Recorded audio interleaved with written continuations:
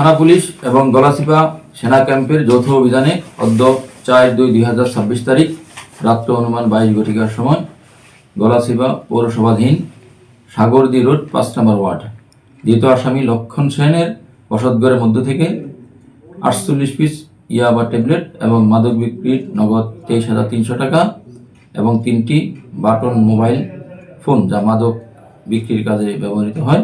এবং দেশীয় তৈরি অস্ত্র চাপাতি 2টি, বাংলা দা 2টি, হাসুয়া 2টি,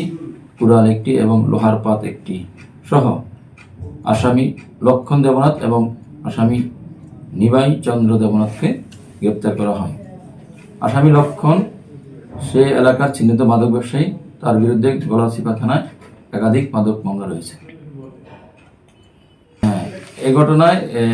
তাদের বিরুদ্ধে আইনগত ব্যবস্থা গ্রহণ সহ মামলা প্রক্রিয়াধীন আছে।